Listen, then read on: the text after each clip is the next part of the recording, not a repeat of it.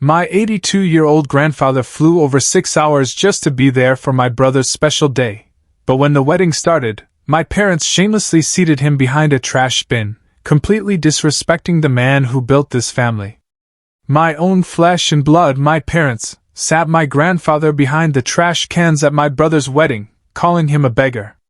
When I dared to speak up, my mother slapped me, then threw me out. But what they didn't know was that in 20 minutes, his private jet would land, and the truth of who owned that vineyard would leave everyone absolutely frozen. This is Kayla. I arrived at Jason's wedding wearing a dress I bought secondhand on a chilly spring afternoon in Boston. Forest green, cap sleeves, soft, simple, about the only thing in my closet that still made me feel like myself. The sun in Napa was sharp, casting long shadows across the stone path leading into the vineyard.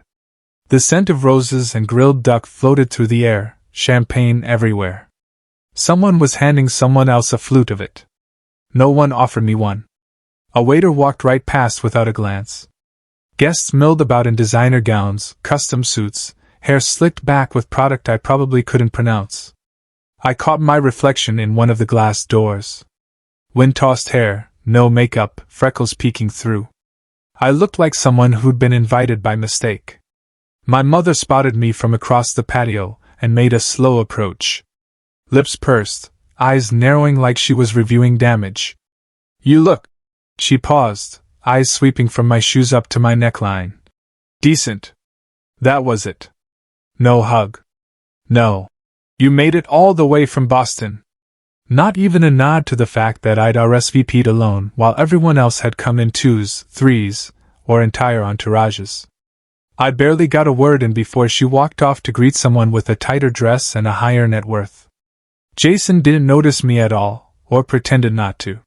He was too busy laughing with his college buddies near the olive trees, one hand glued to a glass of something amber, the other around his fiancé's waist. She wore ivory lace that looked like it cost more than my entire grad school tuition.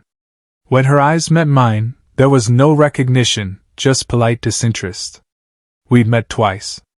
I wandered around the edge of the gathering, pretending to look for anyone. I hadn't come to cause a scene. I'd come because full story video added in below.